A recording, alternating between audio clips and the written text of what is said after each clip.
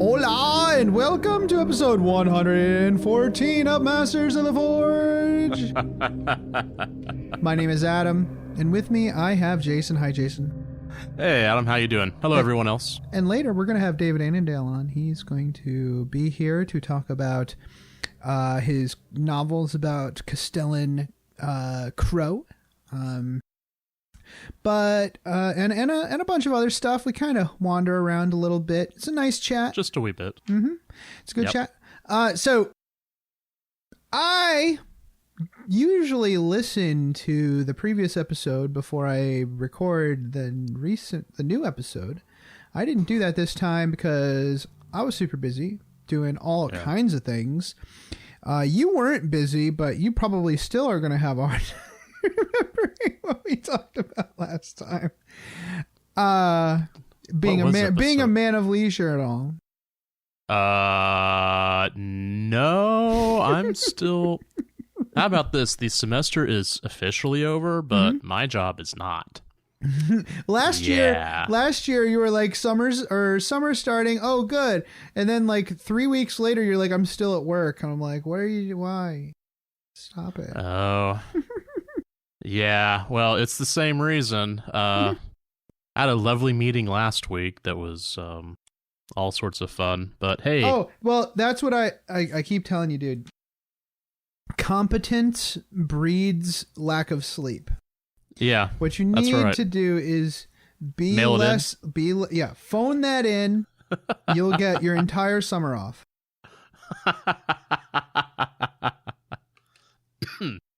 Well, yeah. So, let's go on to hobby progress. How about that? Does that work? Well, sort of. Okay. I mean, I don't know what I'm going to talk about because I did stuff, but I don't remember if I already talked about it or not.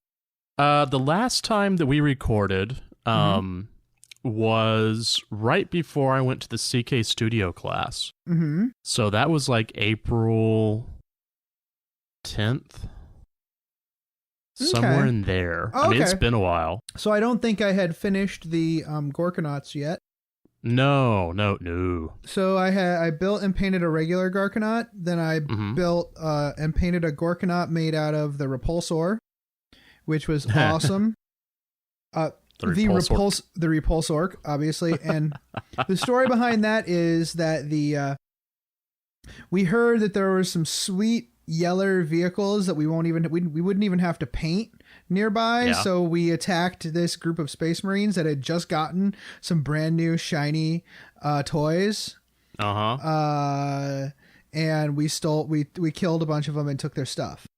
So cool. So yeah, I think they were called the Lampeters, something like that. They're yellow. Mm-hmm. They're yellow and always good for a fight. Well, once, and then you got to leave them alone for a little while. Let them rebuild. Mm-hmm. That's right. Mm-hmm. So that was interesting. I still kind of struggle with weathering. Okay. I don't like putting forth the effort required for good weathering. It takes way too long, and like I have weathering powders, but they always end up messed up because I'm not going to just put weathering powders on a model. Mm-hmm. Like a lot of people, that's what they do. They just put the weathering powders on, and I'm like, I can't. I manhandle my models way too much for that. Like sometimes I'll be walking around and I'll be like, oh, I need another hand. Let me put this model in my mouth so I can carry other things in my hands. You know, like stuff like that. Like I can't just put weathering powders on a model and leave it. That's insane. So yeah, it might actually kill you in the future. I just do what I can. I do my best, and like I put some streaking on, whatever. And it looks good. I'm really happy with it. I played a game with all three of my Gorkanauts and my Morkanaut against... Who did I play against? James and his Tzeentch army. Mm-hmm. That was a lot of fun. I did end up winning that game, but it was a great, like... I'm not sure I would call it thematic game, but... There was a lot of laser like mine bullets being shot at my orc knights. That was a lot of fun. What else? We recorded Masters of the Forge Altar of War, episode 9, I think it was. And that was with Bill and Josh. And they did a great job. That was good fun. That released last week. I need to time like sending my things to the Freebooters a little better, because I always send it like kind of a couple days before the weekend I want it released. And it usually takes them like a week to get it up. So I should really send those a week ahead of time. But I was super busy. Then what else? Hobby. I painted my Waz Bomb Blasted Jet, which I did it in my blue scheme, which ostensibly will be like Bad Moons, actually. Or no, Death Skulls. It'll be Death Skulls. And that came out really nice, like the streaking and stuff. I do it in the direction of the air, direction. I'll paint it a darker blue first, and then I'll just kind of streak on the lighter blue. Right. And that works out pretty nice. I'm really happy with that model. I'll probably end up using it at some point. Well, we do have the big Apocalypse game coming up in June, so yes, we do. It'll definitely be used during that game. But yeah, the streaking on that was really nice. I still painted it like brown and then silver first, because it's easier to paint the panels than it is to go in and try to paint the metallics. Because I don't do straight metallics. I like to do the dry brush over the brown for my metallics for a more of a rusty feel. So I did that, and then I assembled every other orc I have, except for maybe a couple of HQs. So that's 9 knobs. 8 Storm Boys. They're the old Storm Boys. Oh, okay. Plus 1 Storm Boy knob. Dakari Monk from the Hate Club had secreted a commando war boss in my box when he sent me the Woundwangs. Oh. So I put a rocket pack on him because it was like he's like a kind of a heavily armored knob with a big old power fist. He's like a 3rd edition, I think, or Rogue Trader. I'm not sure. So I gave him a really cool rocket pack made out of bits from the Repulsor. So he's really cool. That is cool. And then I have 30 something boys that I made out of. It was 2 kits of stick bombers, so that's 24, and then 12 guys from the buggies kit from the Vedros, I think, Battle of Vedros, I think, kits. Anyways, each buggy came with 4 boys to put in the buggy, so 4 times 3 is 12. So I guess it's 36 boys, and I gave them all stick bombs and melt-a-bombs, or stick bombs and whatever, the orc equivalent of a melt-a-bomb. So those guys are going to be cool. Right now, I've got them at the stage where all of their skin is painted green and all of their pants are painted blue. Okay. I think tonight, after having spent several days reading and taking notes and writing an article. Oh yeah, I've written 2 articles for Frontline Gaming. One about the Death Watch narrative games with your Death Watch, and another about narrative games with your Harlequins. And each of those has ended up being like 3,000 words about. Nice. So that usually takes me a good day, 1 day's worth of effort to do those. So very good, very nice. So I'm a little spent, so I think I'll take the rest of the evening off. I do have another super secret project that I need to work on, but I can't. I think it'll be good to take the rest of the night off to do some painting, hang out with Wendy and Buddy and chill. I think that's about it. Oh, no, you go. All right. So my hobby progress. Okay, so let's go over that. The last time that we talked was before I did the CK Studio class. And while I was there, I met a few of our listeners, Dino and Jason, Andy, and Nick. Mm-hmm. So that was kind of cool. Dino came up to me and said, "You're the guy on Masters of the Forge, right?" And I said, "I think so." One of the other guys said, "Oh, I won't even say it because I have to beep it." So it was. You're the one who's you're the one who's not loud and annoying. Well, yeah, he definitely said that. That's okay. Sure, we'll go with that. So while I was at the CK Studio class, I painted a Raven Guard Contemptor, which was really fun. I finally learned how to really use my airbrush. Pardon me. I have rave reviews about this course. Carl talks about how great it is, and Carl's also friends with these guys outside of with Caleb and Kat. But I haven't met them before, and part of my job in real life is actually teaching and evaluating teachers. Mm-hmm. And I was really impressed. If someone asked me to write a review of it, for a hiring decision, I'd give them top marks. Class is well organized. Lots of great stuff. Lots of talking about color theory, the airbrush maintenance stuff and cleaning. I will be honest, I could have done just that half of the day, the maintenance and cleaning, and been really happy. Like I could have just said, "Okay, I'm done," and I felt like I would have gotten my money's worth, the tuition worth. So everything past that was all, gravy, dessert, whatever. That was all the bonus points. So I was really, really happy with what I learned in there. But let me tell you, cleaning and maintenance, the airbrush, oh man, that was so great. So from learning how to use the airbrush and talking to him and having him teach all of us, I've now started using those ideas with the rest of my Raven Guard stuff. Like I've had this Raven Guard army that's mostly infantry. I hadn't built vehicles because I've hated painting vehicles by hand.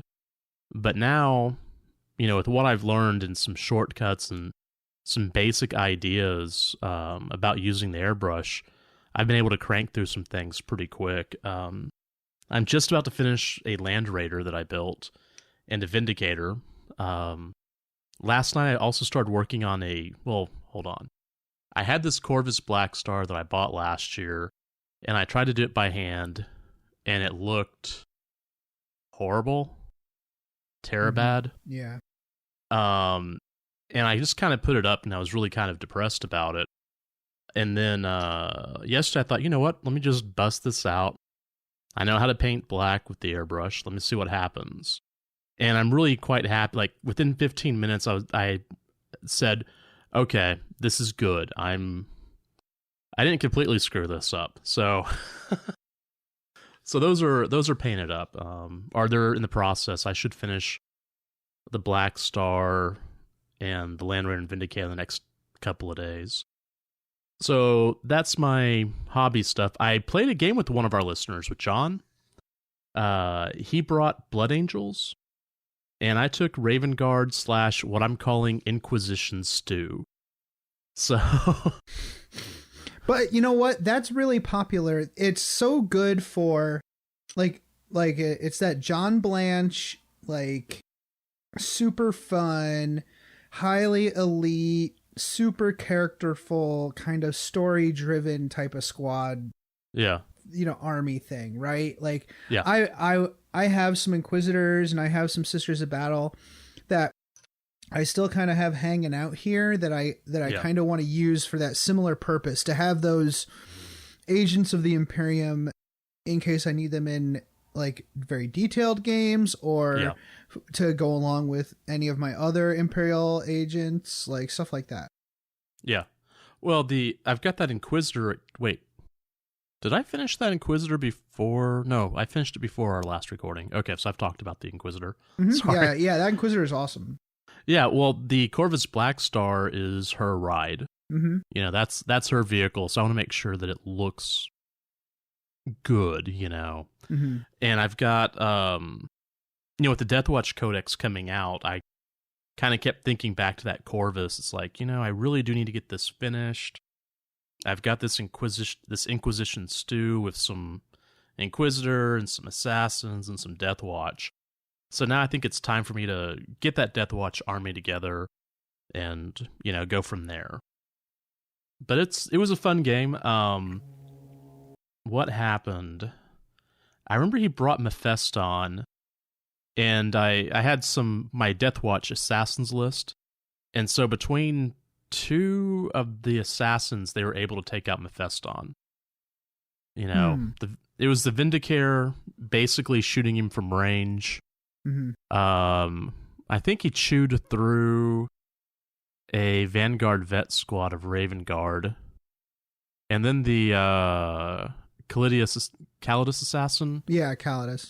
Yeah, I came in and aced him at the end. But it was pretty nice. I'm not sure who won.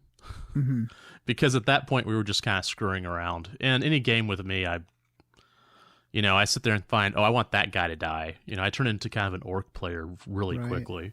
So have you had a chance to look at the new Deathwatch Codex? Because it's really fun. Like, it's got so many options, like kitting out those veteran squads and those intercessor squads. Looks like it's going to be really cool and characterful. I haven't had a chance to really look at it yet. Mm-hmm. The last couple of weeks have been, I think you know about what they've been like. Yeah, for sure.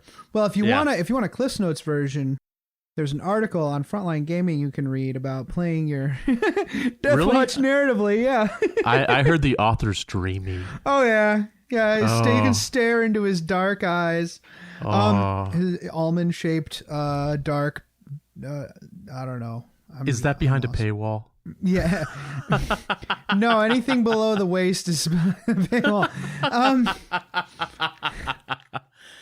But yeah, I was going to read that. I haven't had a chance to read the Cliff Notes version. I do know there was one historical thing that you had sent me a picture of in the Codex about, what was it, Jokero? Yes. Warship that the Deathwatch tried to stop, and they just kind of laughed and kept going. Yeah, they flung poo at the Deathwatch and flew away. It was great. I'm going to be honest. When they come out with Battlefleet Gothic, I want a Jokero fleet now. That sounds awesome. Just because of that little text box, Mm-hmm. Be careful, people out there who are writing fluff. All you have to do is write 2 sentences, and someone like me will run with it. Mm-hmm. That's right. That's right. Well, people like David Annandale will pick it up and run with it. Write and run with it too, as we'll hear. We'll hear. I also that we had a tournament. Past week, a friendly tournament that was run by Jared, which was really nice. I didn't have to. It's nice. Some of the guys are stepping up and running some events so Jared. I can play. So I brought my Demon Orcs. Did I bring? Wait, yes, Demon Orcs, and I finally got to play another game with Mike. Mike from Canada. Mike came out, which was really nice. Yep, and we played our last game together, which was super fun. He brought his army was gorgeous. The Blood Angels. His Blood Angels are pretty sweet. Yeah, they're super sweet, dude. Yeah, they look really nice. I played against Ben's Death Garden second game. His army looks beautiful. I think the best part was we just smashed each other in a scrum in the middle, and he let my it just came down to just blood boys carving up into dreadnoughts, and the dreadnought exploded and killed a bunch of guys. It was great. And the Demon Prince fought Demon Prince. My Tuska killed his Demon Prince, and then his dreadnought carved up my Tuska. So that worked out nicely. Mutual destruction. That's always fun. My first game week was against Custodes and Imperial Guard, which is a classic pairing there. And that was super scary because he had 100 command points and spent 300 command Hyperbole. points. Okay. No. Yeah, no, not literally, but a lot. But he had a lot. Okay. Yeah, he had a lot. Well, I mean, with by regenerating his command points and my command points, I think he ended up eventually with like 20 something command points throughout the game. Yeah, it was gross. That is gross. So I had fun. That was awesome. I'm super glad that we did that. But our next thing is going to be, the big apocalypse narrative game, and then that Sunday we're gonna do some random games with people, so that'll be fun. Yeah, and we didn't even mention that I'm going to be there. Yes, that's so sexy. I'm so excited. Man, I'm so looking forward to this. I'm painting it. Oh yeah, I forgot. I'm painting my Orc War boss. Nice. And I'll need to put him in your retinue so that he has a reason to leave the WOG and come after my crew. So, that's awesome. That's and I'm bringing the Inquisitor also. I've already talked to I think I talked to Mike, and I think Mike's going to run her so that I have reasons for whatever it is that I'm going to do. We're gonna have an awesome time, dude.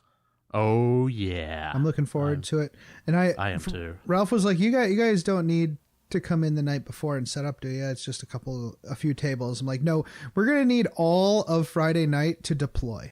Yeah.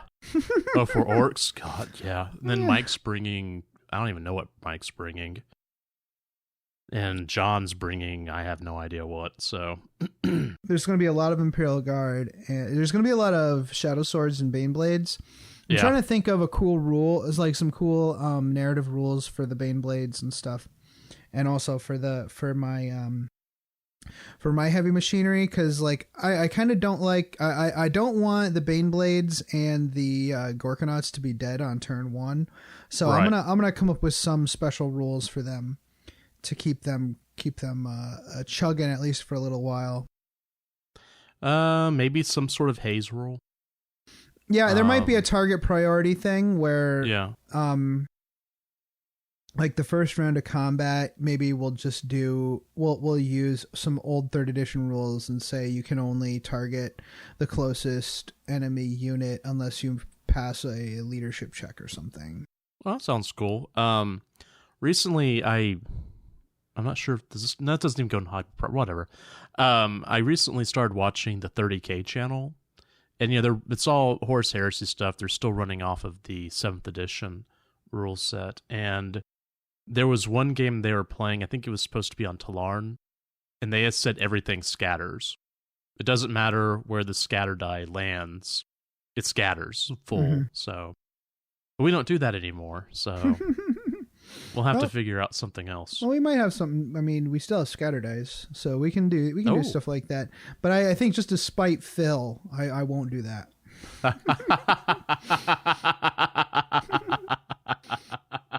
Phil misses his scatter dice so bad. Well, he had like 1 billion of them. So he played. He still plays Krieg. So. Oh yeah. Bombs everywhere. So, Jason, did you have anything in mind for Beyond the Fringe tonight? Beyond the Fringe. Lately, I've been talking about recording equipment because in my real-life job, I work with recording equipment. Let's see. Last time I talked about headphones. Mm-hmm. I think I talked about the SM58 at one point, too, didn't I? Oh, yeah. We've gone at great length about this SM58. Oh, I'm talking into one right now. What else beyond the Fringe? How about this? You go first on Beyond the Fringe. I'll figure it out. Okay. So I don't know if this is something I should plug or not. Yes. But I think I have plugged it before. I think that part of the reason why I'm so behind on everything, or I've been playing way too much BattleTech. Dude, this game... Oh, yeah. This game is so good. It's just like the old board game except better. Yeah. Straight up. It's like if someone said, "Hey, do you want to play the board game right now, or do you want to play the computer game?" I would say, put your miniatures away. Actually, I have a bunch of my miniatures in front of me, but I'm still playing the computer game, and I would much rather do that because it's a better game. Really? Mm-hmm. Interesting. Because they took some of the sacred cows out, you know, like all the damage and everything is like trebled. So every location has like 3 times the amount of damage it can take, which means you can have more variants.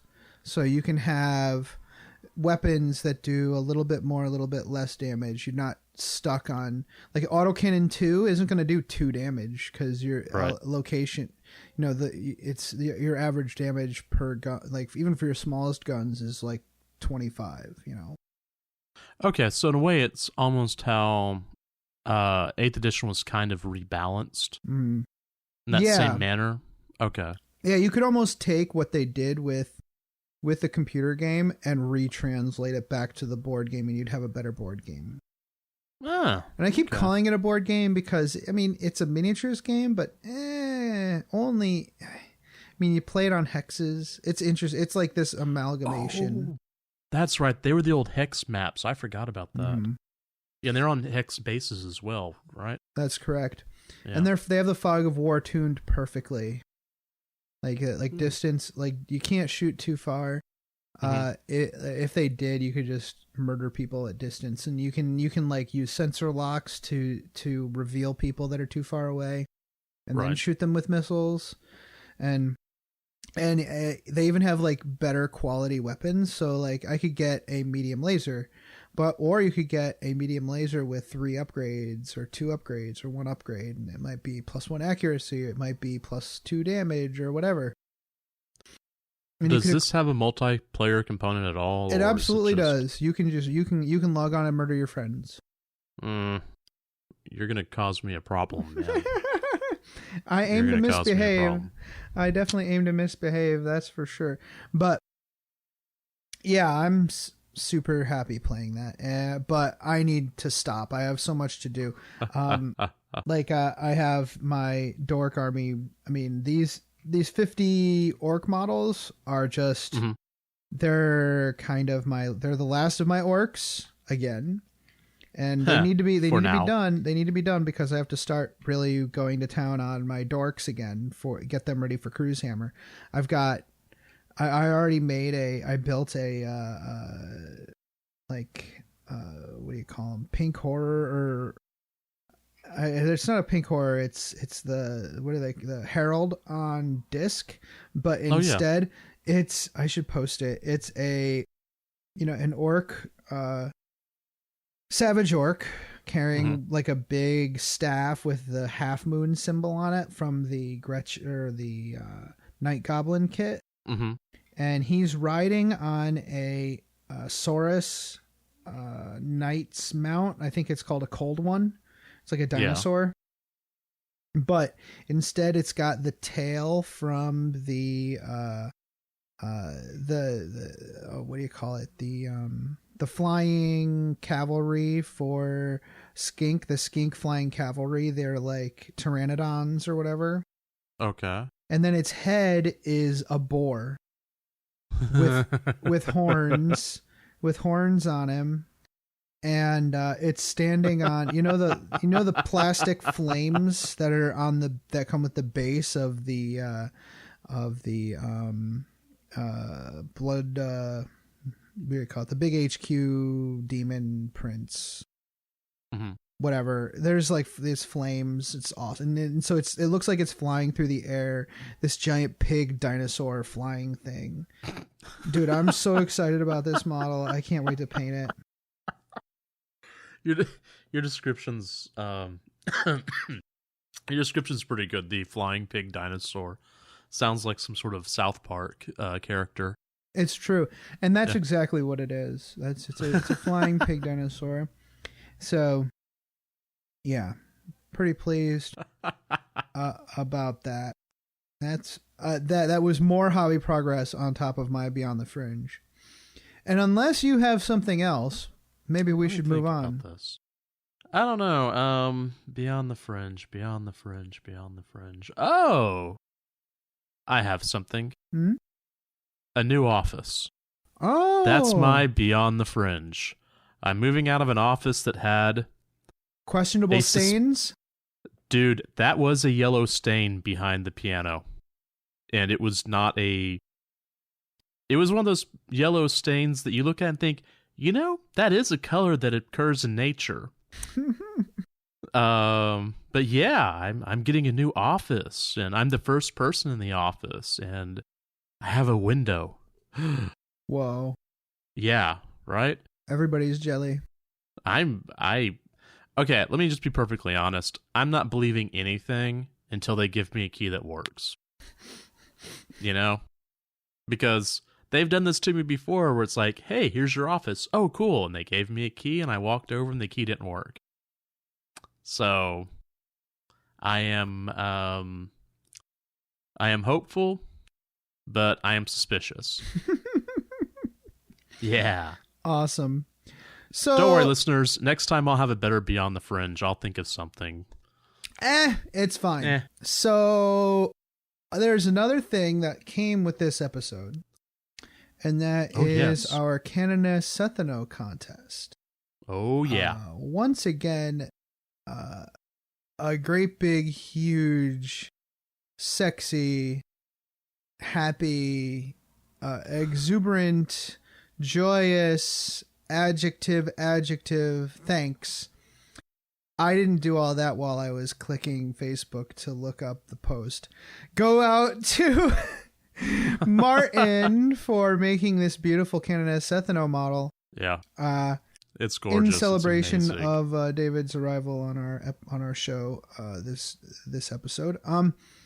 And we're going to announce the winner at the end of the episode. Boom, suckers!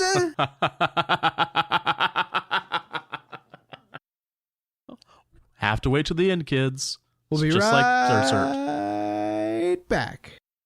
This is David Annandale, and you're listening to Masters of the Forge, where they bring the world of Warhammer 40,000 to life on your tabletop.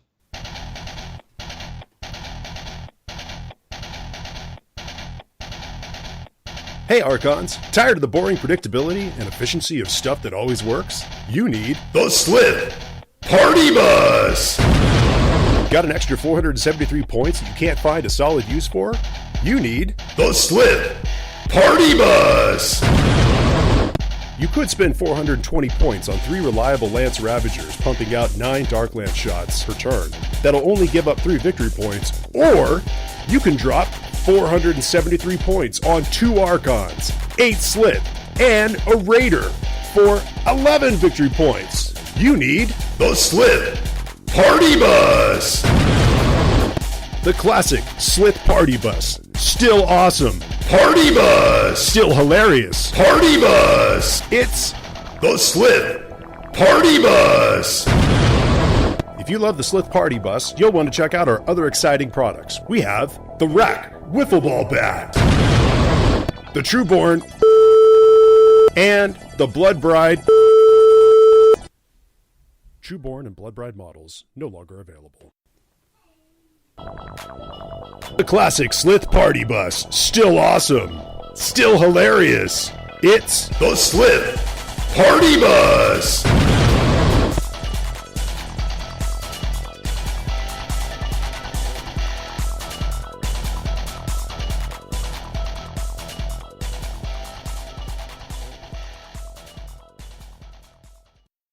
Come here, boy, get the ball.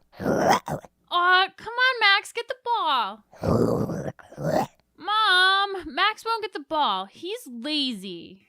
I think I know why your Zote is being lazy, Jenny. Why, Mom? Because you forgot to feed him Zotabix today. Oh, no. Oh, yes, Zotabix contains all the nutrients and random animal parts a growing Zote craves. It not only provides our Zote with the energy it needs to play with you and protect our home, but it also keeps its chitinous shell fresh and shiny. Oh boy, I'd better feed Max his Zotabix. Yes, you had. Zodabix is made in part from grade Max, A time for Astra dinner. Militarum post-engagement byproduct and is infused with 112 essential vitamins No, and Max, minerals down. harvested from your Zote's natural habitat, the finest desert deserts. Ah! Zodabix is available in any shopping center on worlds where Zotes are allowed or where the Imperium's inexorable influence has not yet reached. Welcome back, everyone, and this is Adam, and I am here with two men of leisure. Hey. Jason and David Annandale. That's how that works, right? You don't do anything in the summer, not at right? all. No. Hey, I'm teaching summer school. Hey. So how you guys doing? David, how are you doing, man? It's been a little while since you've been on the show, since Beast Arises. That's right. I guess it has been a little while. I'm doing very well, thanks. It's good to be back. Awesome. I mean, I've heard your voice because if listeners recall, I think one of our Beyond the Fringe elements was the Skiffy and Fanty show, which I certainly enjoy. I enjoy listening to.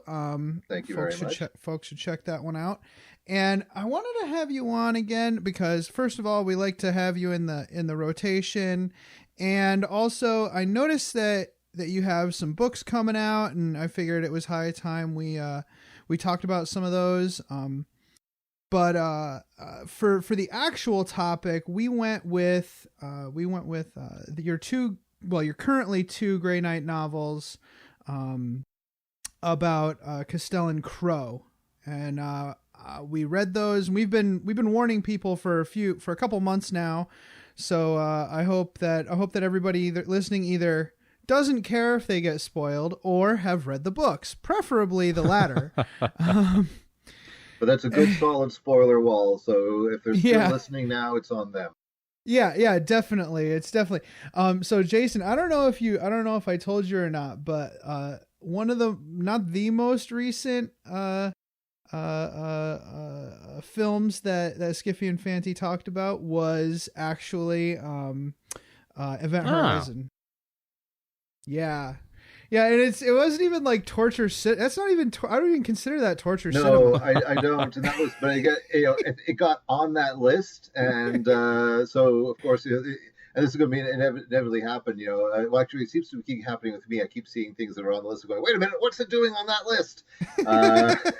So I had to mount as stirring a defense as I could of that film, which I love very much. And not in the way that I love, say, The Swarm. That's a different story. Well, yeah, it's like, some things are so bad they're good. Some things are nostalgia good. Some things are just bad, but you love them anyways. And some things are just good. I mean, it's all a spectrum, really. Yeah, and I'm not going to pretend that Event Horizon is by any means a perfect film, but there's a lot in it that works really well. And I think a lot of the folks actually did have some good things to say about the movie. Yeah. Oh, yeah. I think whether those of us who are fans of it achieved a total conversion, I won't go that far. But I think we made the case that there's some good meat on its bones, especially for the time it came out, right? Like there are some really good redeeming qualities when it comes to some of the social justice issues and whatever that we have in film sometimes. So it was pretty cool. So, but I digress a lot.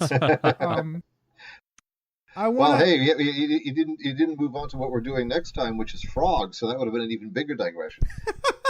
I did not vote for frogs, but I'll have to say that I am sure I'll enjoy it. I need to actually start watching those films ahead of time so I can enjoy along with it. But yeah, let's dive into the Grey Knights here. I must say that I have to admit that the Grey Knights for me have always been a player's army. Mm-hmm. And especially because I kind of came up in the whole 5th edition. There was a big kind of rigmarole about the Grey Knights and how competitive they were as a Warhammer 40,000 army. And I think that kind of stained their reputation a little bit. There have been Grey Knights enthusiasts for years. Our buddy John, Skip, his handle's Skip. he's had a Grey Knight army since the beginning, and he's, you know, a lot of his army, he's got a bunch of the old metal Terminator models and a bunch of the nice. Inquisitors and stuff. So he loves the Grey Knights, and he's been a big fan for a long time. But I always wondered what the big deal was with them, and that it's mainly because there hasn't been a whole lot of meat on their bones. And the thing with Black Library is that's the whole point, is fleshing out, putting flesh on the bones of this lore, and really giving us great stories. And I must say that I really enjoyed these stories, and I've found myself kind of glancing on the Games Workshop website at Purifier models and Excellent. My work here is done then. Fulfilling my function. So, can you speak to, was it a challenge to put the meat on the bones, as it were? You know, the opening credits to Westworld come to mind, where the 3D flesh printer is going and connecting sinuous tissue. Were you able to get the player piano rolling easily, or was it a challenge? That's an interesting question. I mean, when I first my first encounter with the Grey Knights as a writer was Maledictus, and so that was my learning process with them. And I guess that there's always going to be that initial challenge with any faction or chapter or whatever that you haven't written about before. Mm-hmm. And there are some factions where that challenge will remain. It's just, you know, they're harder nuts to crack, tougher ones to, or for whatever reason, right? The way that they appeal to you creatively, or even more a question of temperament, right? So and so there was some of that with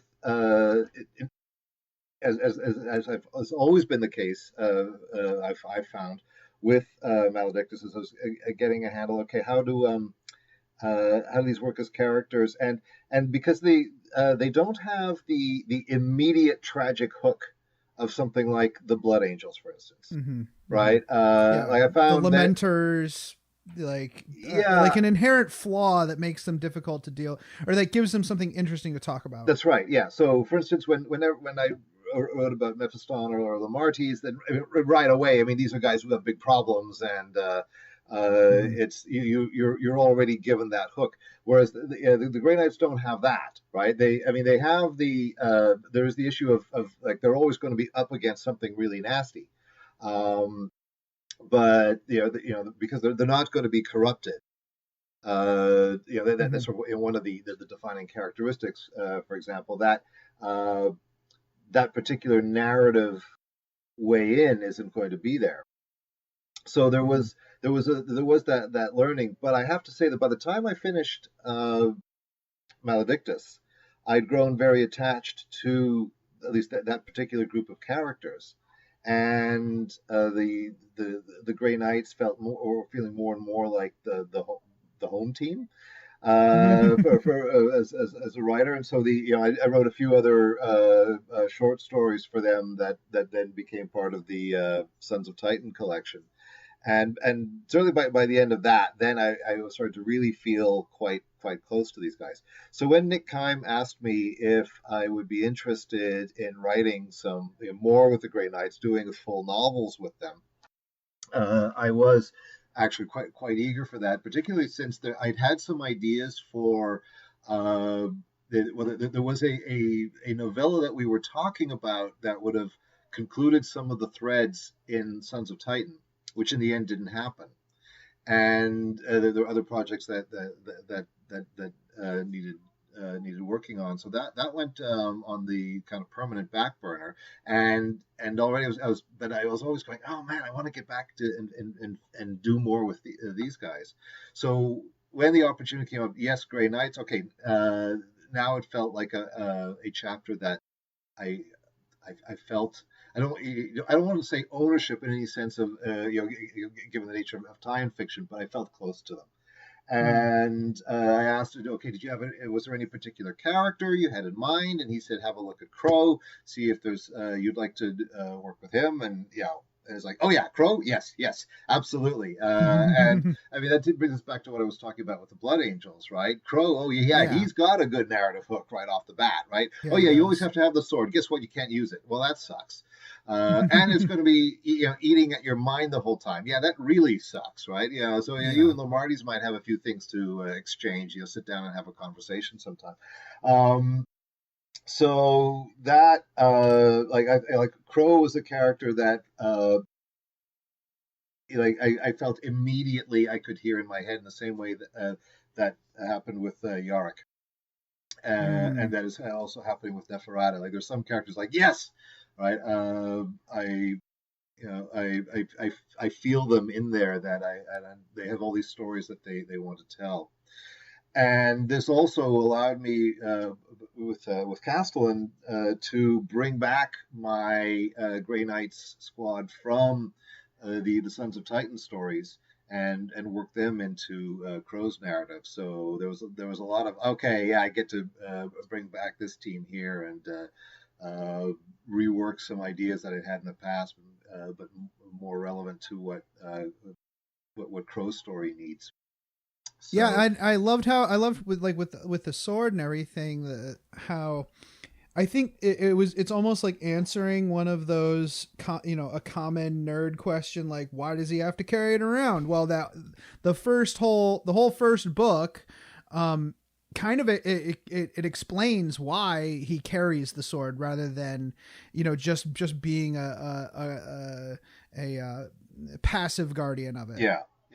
Well, and that book's basically I got a chance to do kind of his origin story, right? That the official lore had the fact that he hasn't some things he's done with it, but there was an opening there to go back to think about how he came upon it. He happened to receive it in the first place because he obviously isn't going to have been the first guardian of it. So how did it go from one to the next? Mm-hmm. Yeah, that's and for the listeners, that's Warden of the Blade, or alternative title. Notre Dame, the kaiju of Paris. Fantastic. So we were chatting online, and you told me that there's an interesting origin to that hook. Yeah. So when we have the cathedral walking around in Warden of the Blade, that was an idea that I had first used in a trunk novel, or at least it's basically a trunk novel, though in some form, in a completely rewritten from start to finish form. I hope will someday see the light of day. Minus now this idea, where I had a scene where it took place in Paris, where Notre Dame comes to life and starts killing people. I think I had the Eiffel Tower walking around in there too. It was just general mayhem with all these kaiju monuments. So the nature of the over the top nature of the 40K universe kind of certainly invites this kind of the sort of wild flight of imagination that like some of the stuff that in some contexts like no, I can't get away with this, but in 40K, oh yeah, now you can. It's expected. Yeah. Oh, and that's one of the things that's just delighted me no end, right? Remember the first back with Death of Antagonists, which was the first novel I wrote, and there was some stuff in there that I was doing. I don't know if I'm going to get away with this, but I'll put it in there. What the hell? And the editorial response was, yeah, more of this. Okay, great. Happy to oblige.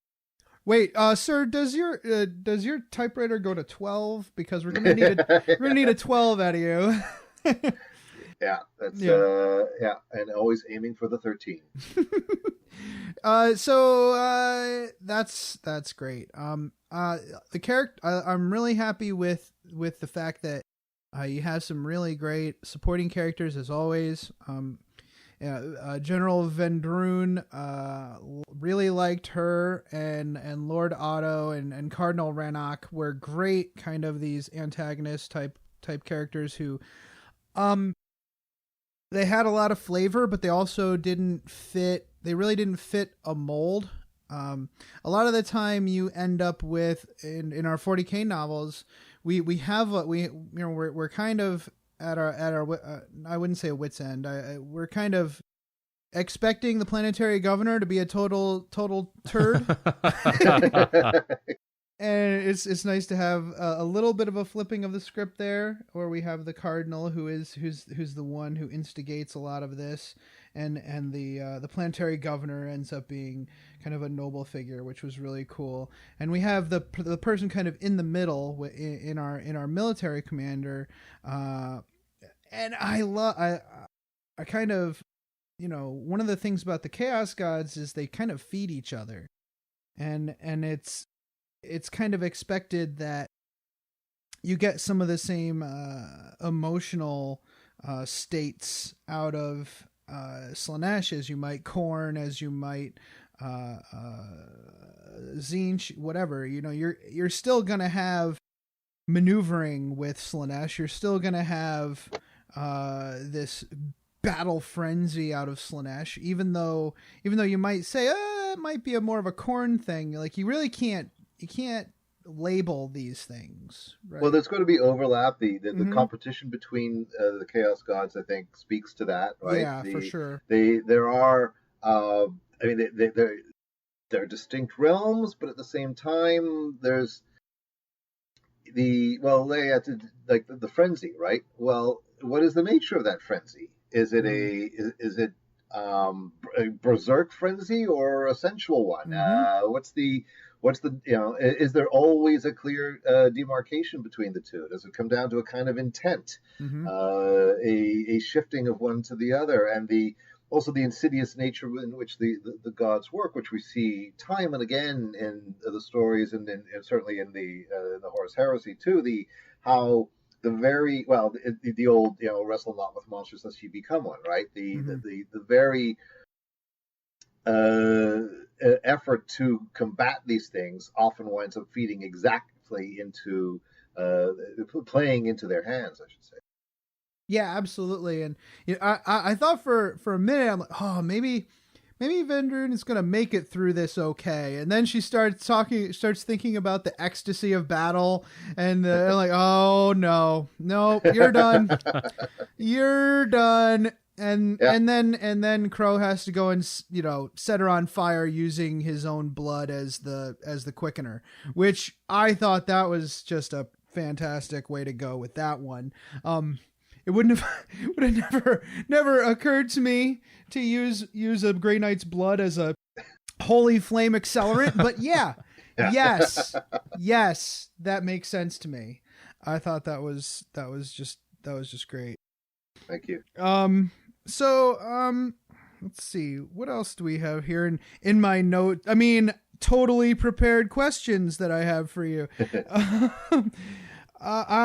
How was it going through and adding? Did you have this story ready to go before the Cicatrix Maledictum, or was that part of it from the beginning? You mean for the story for Castellan? Yeah, moving on to Castellan, sorry. Yeah. The basics of the story was already there, right? Mm-hmm. I had the mask in mind as the villain, right? Back when as far back as the early goings in Warden of the Blade. Mm-hmm. So that I was setting things up for the second book and the first, knowing that that's kind of where we were heading. I had just the rhythms and everything were in there. Everything, yeah, and a lot of the let's see the idea of the villain, that was really just the deformative stage, right? When I was writing Warden of the Blade, I knew okay. I know who they're going to be fighting in book 2 is basically at one point all that there was. Now, when it came to the actually writing Castellan, I'm trying to remember, at what stage I found out about the whole Dark Millennium thing. It was early on. I think at that, it might even have been just around the time that I was working on the pitch, and kind of starting to figure out the story details, that I found out, oh, this is going to happen. And so we need to take this into account. And could I, work in, obviously work in what's happened, and a couple of other, sort of Grey Knight's characters were important to that narrative. But that was sufficiently early in the process that it was easy to integrate into the story I had already planned, and in some ways, it actually it worked beautifully with what I was hoping to do. So it didn't require any like sort of awkward shift. It kind of like it felt more like an opportunity. It's like, oh, this is going to happen. Oh, well, I can use that. That'll be fun to make this happen. So now I know exactly where I want to start the story in order to have this and that. It kind of, in some ways, made some of the puzzle pieces of the outlining process fall into place even more nicely. Nice, yeah, and another wonderful obvious thing from this was that we have Sethano returning to the pages. Super happy about that. Yeah, and she just gets more and more superfluous, or not superfluous, superlative, the exact opposite. I didn't slip.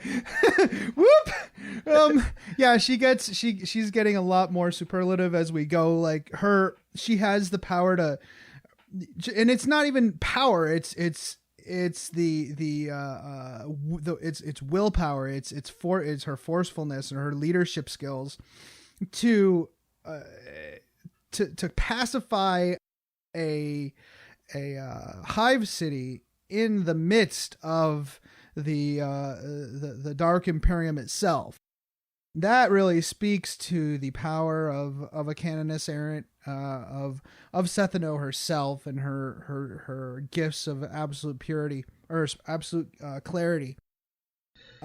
Yeah, which is kind of a gift, both a gift and a curse for her, in that which makes her at times can be quite a monstrous character in For sure.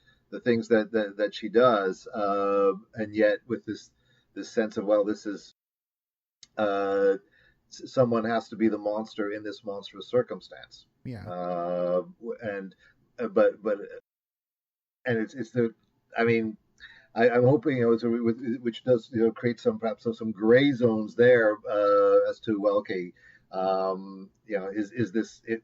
Her methods seem to work, but at what cost? Yeah. Right. And but from her sort of absolutist perspective, the cost is always warranted. Right. Yeah. Yeah. And that really fits with the Grey Knights as well. And that's one of the things I wanted to pick your brain about. I know it's not, this kind of thing isn't up to you, or I don't think it is. But I'm starting to get the impression that with the coming of the Cicatrix Maledictum, with every world at siege, I find the need to destroy anyone who sees a Grey Knight to be almost quaint at this point. I think it's, speaking of superfluous, that's the proper use for that word. I think it's kind of overkill at this point, don't you think? Like the Ruinous powers know the Grey Knights exist. They know what they're, clearly the Emperor's children know. So what's the point now? I really don't see the point. Well, the way I understand it is that it's not so much, again, the Grey Knights themselves, right? That the knowledge of them, that's the problem. It's what what they imply. Yeah. And the knowledge of the demonic forces that they have to combat. And as this was explained to me, on the one hand, like there are a lot more demonic incursions that are happening in the Imperium now than ever before. Yeah. But that still doesn't mean that it's like every Wednesday, right? And that you open up the door. Oh God, there's another rift in the reel that's happened there. Okay, it's Friday, so I guess it's corn. We're not at that stage, right? So though still the majority of the population of the Imperium is still not encountering these things, but should that, I think you could make the argument that the need to keep the Grey Knights secret and what they're fighting secret from the broader populace is even more important now, because the more that knowledge gets out, the more people are vulnerable to these things, and so it's making their life even more difficult.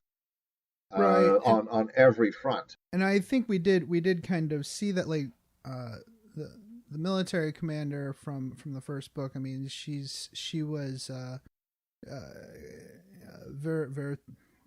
what's her name again?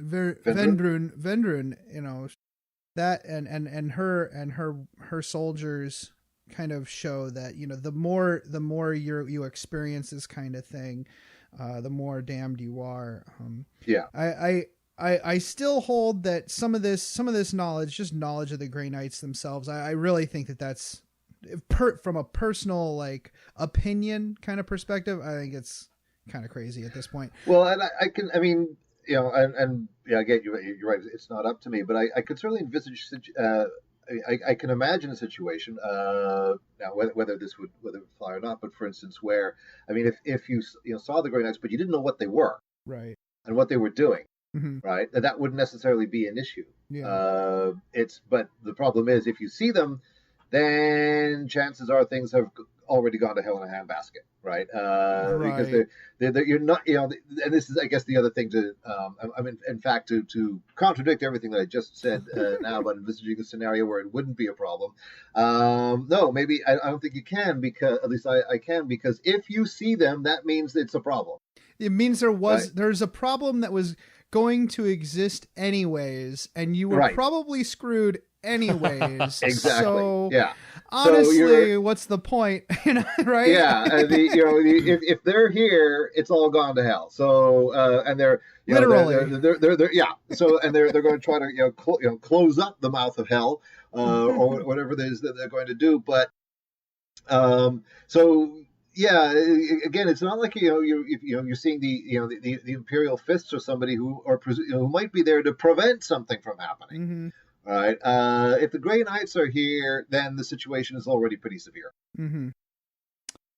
Yeah. So, I really enjoyed a lot of the Grey Knight moments. A lot of it was you really get the struggle. Let me overuse that word a little bit. These superlative warriors. And these days we have a lot of fandoms getting uppity about characters who are very powerful.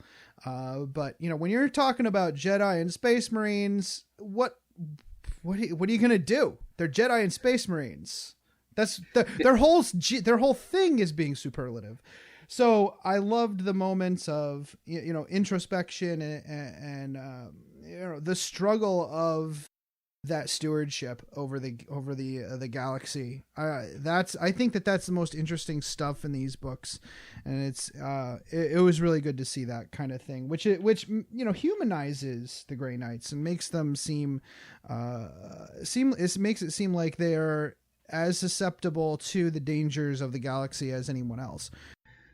Yeah, I think in some ways the fact that they have to be so far above the common run of humanity, and in fact the common run of Space Marine, right? That they have to be so inhuman in their resistance to corruption and all these other things, that requirement is itself an enormous cost, an enormous price to pay. I think that forced dehumanization can have the effect of humanizing the characters if you are aware of what they're having to do to be what they need to be. Right. Yeah. So, with Guy Haley coming out with Dark Imperium, we've read that one, and he envisions that being a trilogy, and you've got this going, and you've got Guilliman a bit as well. You've been writing some Guilliman. Are you guys arm wrestling over who gets to write the next books with Guilliman and the Emperor's Children, or you can't even talk about it? But no. Was there an arm wrestle involved? That's all we need to know. No, there wasn't. I mean, it's interesting because all my Guilliman stuff has been in the Heresy era. Yeah. And it's been it's funny how he was. I mean, given my kind of my predisposition to sort of the twisted characters. When he first came my way, that was a really interesting creative stretch for me, right? That he wasn't like Guilliman the Ultramarines not immediately falling into my wheelhouse. The only time prior to writing Lord of Ultramar, the only time I'd written about Ultramarines was the Unburdened, and I was writing from the perspective of the Word Bearers. So that was so getting to know him was again another learning experience, and I think this is one of the things that I love about writing for Black Libraries, that you're constantly being pushed out of your comfort zone, right? So okay, you're used to writing the twisted characters, all right, now you're going to write one who's not. Okay, so get a grip on him in a different way. And so I've certainly become quite attached to him in the writing about him in the Heresy era, and I'm not quite finished with him yet. Right. But I haven't. But in the 40K era, I haven't done anything with him, and I'm quite happy with working with the Grey Knights. I mean, I've got the outline all sorted and good to go for book 3. I was going to ask you if you've anything forthcoming series. for rescuing his brothers and or finding their desiccated corpses somewhere. So that this one is picking up right where Castellan leaves off. Nice. Yeah, I'm just. You don't say anything, but my fingers are crossed for this leading to another Primarch, but we'll see. Oh.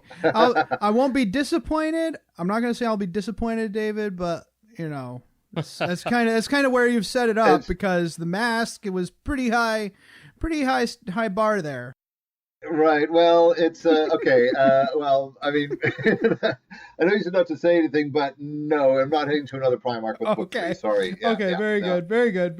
But what I will say, just to be a tease, is that the idea for book 3 is one that I've had since pretty much at the back of my mind since the beginning of the Crowe trilogy, and it was And so I've been building towards this, and but when it was getting time to start thinking about this about book 3, when I was last over for the Weekender back in November, I spoke to Nick and said, okay, this is the idea. The idea I want to look at here.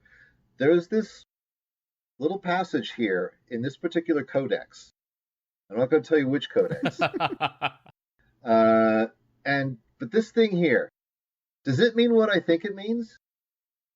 And he said, and Israel was, oh, that was interesting. So he did some research and kicked the question upstairs a bit, and finally the answer came back that yes, it does mean what I think it means. So that particular bit of lore in this particular codex is lying at the dark heart of the next book. Ooh. Those are always great. Everybody loves that when a little nugget that they find so interesting bears fruit and becomes a larger part of the narrative. So I'm looking forward to that. And this old chestnut, this old cliche, but all bets are off with the Dark Imperium. So yeah. I'm really looking forward to that. And similar, shifting gears, similarly with the Age of Sigmar, like with the we did the right, they had the open submissions for writers, and I'm actually super regretting not writing a Sigmar story, because how great must it be to be fleshing out a whole new IP.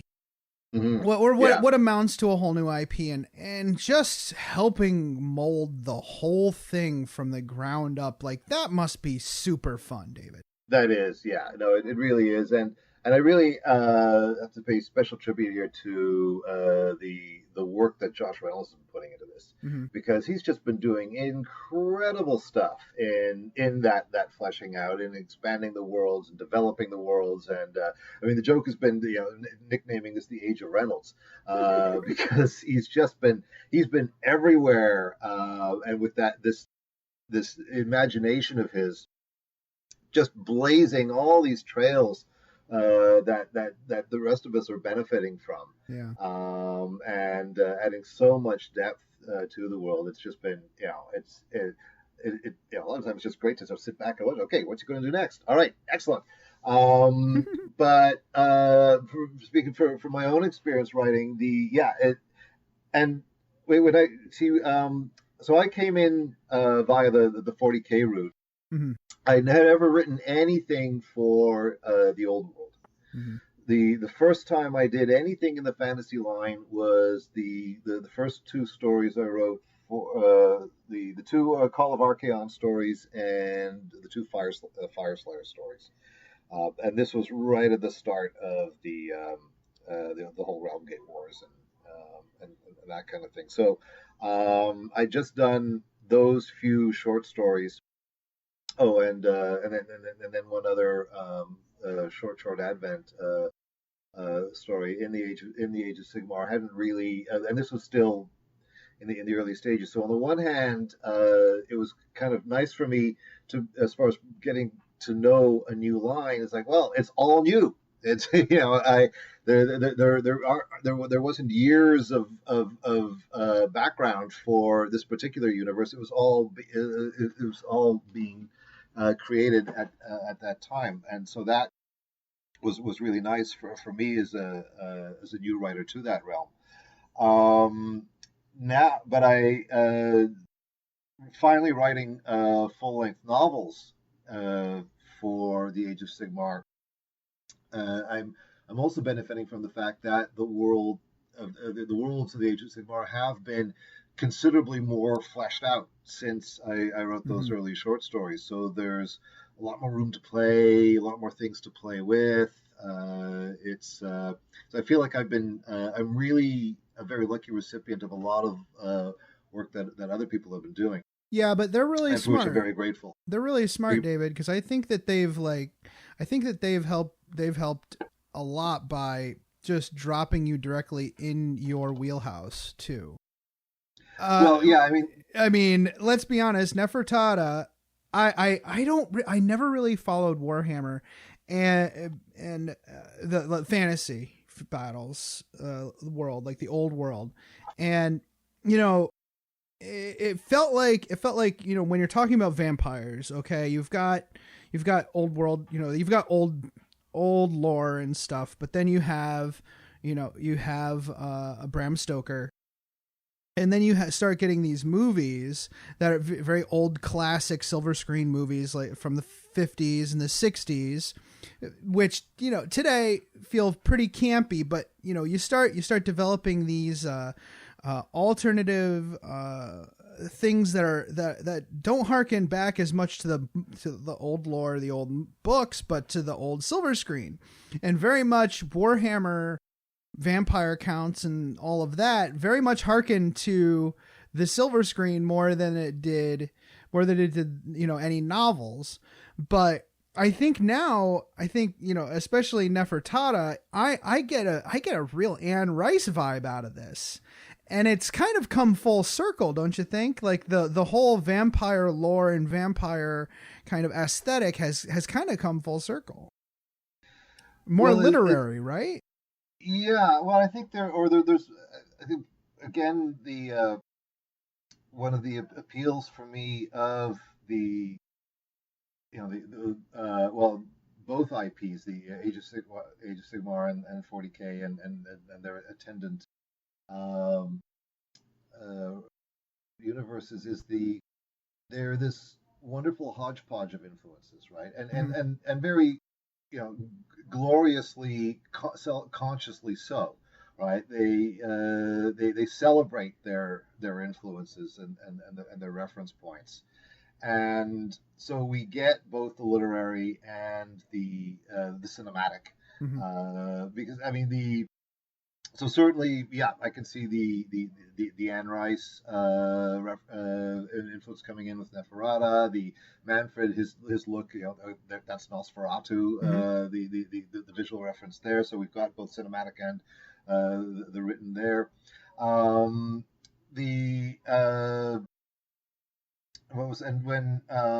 Nick asked me to write Neferata, in terms of reference points, if you could do something that's a little bit like, how do we put it? Crimson Peak meets House of Cards by way of Excalibur, and which is such a wonderfully challenging mix to go for, right? But so much fun to visualize, and yeah. So there is you can see the pedigree or the brush strokes that have helped shape these characters, but also they are their own things, right? So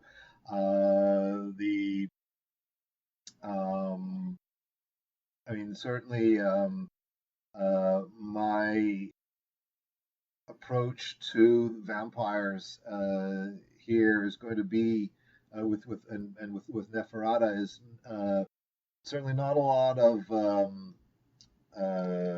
glamorous soul searching, shall we say. She's someone who knows exactly what she is and is quite happy with that. Thank you very much.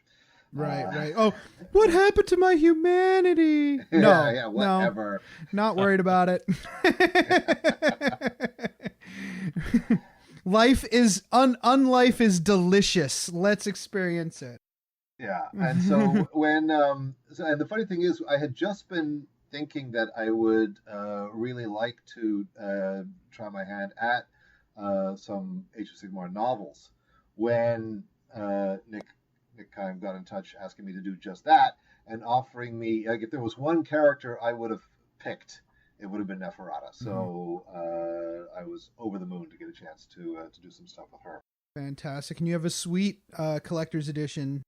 Oh yeah, it's so beautiful. If you read it backwards, you will disappear. But it's the limited editions just look so beautiful, and I think this is certainly as I treasure what they've done with this one. It's just gorgeous. So, and the nice thing is that I received my author's copy just as I was getting going on the next Neferata book. So it's sitting there urging me on. Awesome, that's great. Jason, did you have any questions before we move on? No, I really didn't. I hate to admit this, but with the end of the semester, I wasn't able to do anything that wasn't school related. Heresy. Yeah. I hear you. Well, David, before I release you to your margaritas and walking Rosie, did you have any on the cruise ship the cruise ship that you're on? I don't go on my cruise ship until October. Okay. I just had to jab that in there a little bit. We're doing Cruise Hammer. which is this Oh. really great. Oh, you're kidding. You're actually going to be on a cruise ship. Yes, in October there's this group that does this cruise hammer thing once every 2 years, and they have a Warhammer 40,000 tournament and a Warhammer Age of Sigmar tournament and Blood Bowl and all that on the cruise. They don't do a lot during the destination days, but during the cruise days, you get the little. And Warhammer. where does this cruise go? This one is going to, it starts off in Florida and goes to, where are we going? St. Thomas, St. Martin, a bunch of them, a bunch of wonderful, wonderful places. I really, really hate you right now. It's so great. Paradise, Warhammer. Anyways, what have you got going on other than what you've already talked about, David? You got anything you want to plug? It obviously doesn't have to be Warhammer related. Well, let's see. Coming out very shortly is going to be my next Primark book, which is Vulcan, Lord of Drakes. Oh, cool. Ooh, I want to read that. I am very compelled by Vulcan because he's not a dick. Yeah. Yeah, he isn't, is he? Right? Yeah, he's and one of the ones who actually is making a good effort there. So there's that, and the couple of other projects that I can't actually talk about. That's fine. Oh man, I'm excited with those. Mhm. And on the outside. Still working away on the Gethsemane Hall sequel. Really? Also, there's a the Cryptid Clash series that Josh Reynolds corralled a bunch of us into in the last couple of years, and my entry was the Thunder of Madness for that. We're doing another round, so I'm slowly getting to work on another Cryptid Clash novella. This one going to be called Babylon Boogie Woogie. That sounds awesome. That sounds great. So Gethsemane Hall 2, like the world's over, like right? Like, is that? Well, it's things are going to get noticeably worse. The ultimate plan with that, if we can, spoiler what you want. Yeah, well, let's just say that it's not going to take place at the house. It's a different problem in a different location, but it picks up on the problem that manifested itself at the end, and that is my goal. There is ultimately to build to a suitably apocalyptic trilogy. Excellent. Actually, probably a trilogy following this current book, but that's obviously down the road, and with a lot of pieces that have to fall into place. So what I'm imagining is Gethsemane Hall sets up like a Scooby Gang type of trilogy of a modern day Inquisitor type situation. Okay. Yeah, and then the meddling kids will fix everything. I doubt that very highly. No. I doubt that very highly. You can't fool me. No. It's as sunny as Gethsemane Hall was, things are going to get worse now. Oh Jesus! There were a few. I was listening to the what was I listening to? I was listening to the Stranger Things soundtrack while I was reading that. There were a few nights where I woke up with the music on, and I'm like, what is this going on? I had fallen asleep reading, and I just woke up kind of in a flop sweat, so that was really good. That's I can't good. wait. That's I can't good. wait for that. You've made my day right there. Fantastic. All right. Well, that's great, David. It was really wonderful having you on again. Really enjoyed these books. Looking forward to the third one. I'm a Grey Knights convert. John will be happy to hear. Really enjoyed that. So hopefully we can have you on again. Oh, absolutely. It's really fun talking to you guys. Thanks for having me on. Awesome. Have a good one, buddy. Yep. You too. Bye-bye. Greetings, mofos. Are you out of George Dickel number 8, staring at a broken chess machine? Don't want to spend the rest of the year tied to that couch. Well, why don't you head on over to the 1 Hour a Night Facebook page and see what exciting stuff is going on there. It's a place to post all your daily progress in the hobby grind, as well as receive and give positive feedback. Also, there are usually a few interesting challenges going on. That's right. All you have to do is search for 1 Hour a Night on Facebook. That's numeral 1 hour a night, all one word. Blood serum tests will be administered prior to approval. Se til helvete og kom dere vekk. Det er ikke ei bikkje, det er en slags ting. Den imiterer ei bikkje, men det er ikke det. Kom dere vekk, idioter! What he said. Hey, Masters of the Forge listeners, are you looking to expand your Warhammer 40,000 gaming group? Do you want to start a 40k club in your area? Do you want the people you attract to be like-minded mofos? Do you want to advertise your YouTube channel? Or even attract more subscribers to your hobby blog or online community? Then what better way than to advertise on the Masters of the Forge podcast? All we ask of you is that you email us at mastersoftheforge@gmail.com or message us on Facebook with a full text of your advertisement, including the region in which you live and any contact information people can use to get a hold of you. We will have one of our many tech servitors read your advertisement on the air. We promise not to make fun of you. Though we can't always predict the actions of our servitors, you really can't find good help these days. No, you can't. Hey everyone, just wanted to let you know about the Show Me Showdown, which is an ITC Grand Tournament held in Kansas City, Missouri, on July 21st and 22nd, 2018, and is being held at Staley High School in North Kansas City. The event is being held to raise money for two student programs, FBLA, the Future Business Leaders of America, and DECA, Marketing and Entrepreneur Program. These two student organizations raise money each year to help with student activities and programs that prepare kids for business careers.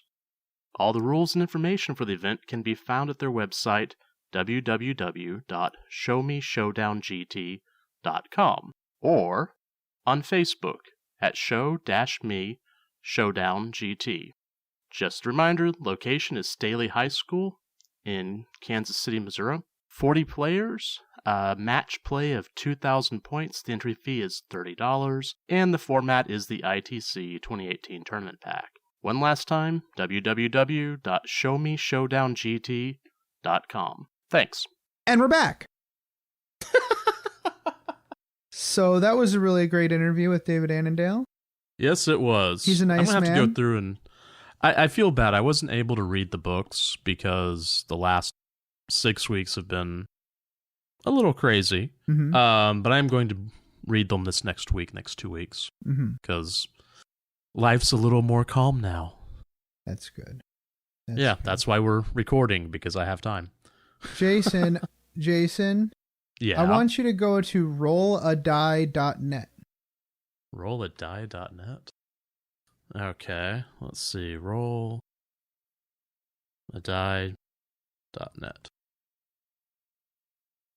Okay. I need you to roll a 184-sided die. Oh my god. Okay, 184-sided die.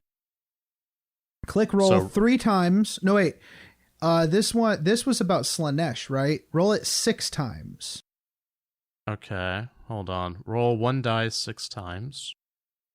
And click roll. Okay. Give me the last number. The last number? The last number it rolled is 149. Okay.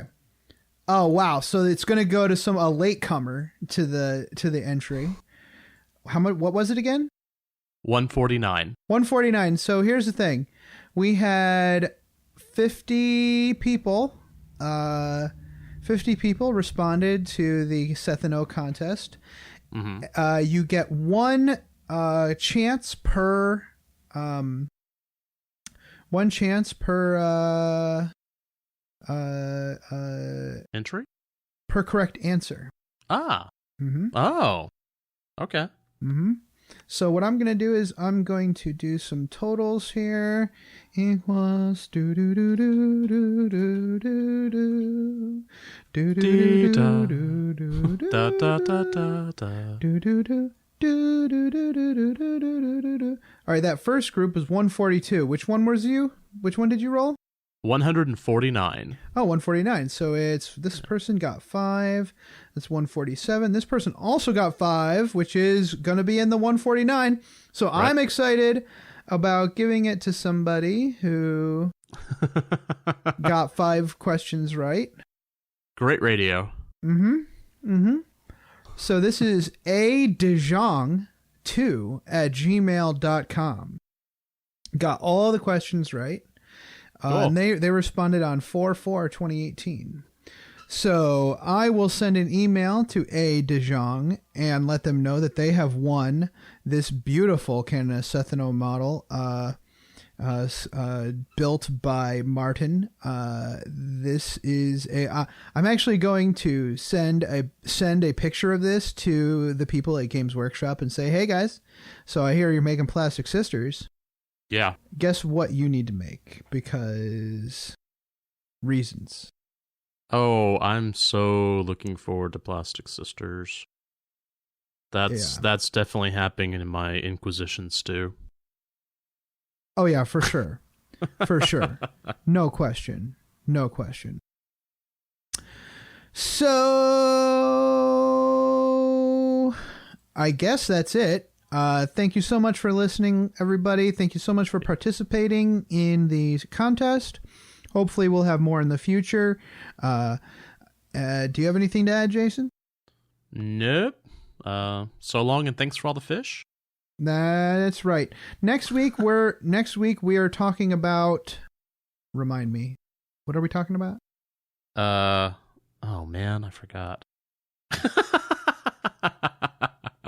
Wait, I wrote it down. This is professional.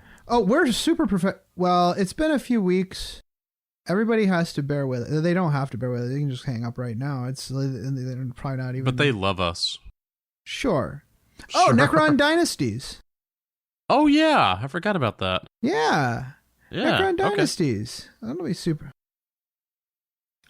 Cool. So we'll be talking about that next week. And what? Oh yeah, that's right. The Falcon Crest theme tune. Great. I gotta go look that up. Anyway. All right, guys. We'll talk to you later. But until then, play the game the way you want to. The way you want to. Yeah. Ba-ba-da, ba-ba-ba-da, ba-ba-ba-da-da-da.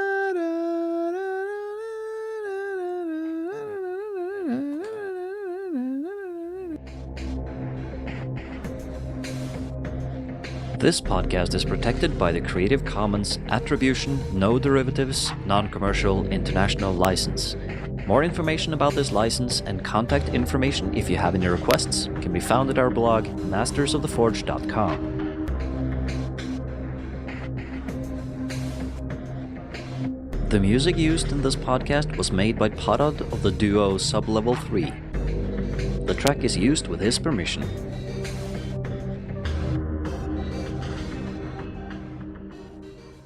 It's such a good feeling to play games your way. It's such a happy feeling 40K'ing away. And when you throw dice with story in mind, it's such a wonderful way to unwind. It's a good feeling, a very good feeling, the feeling you know that we'll be back when the fortnight's new, and we'll have new ideas for you, and you'll have things you'll want to talk about. We will too.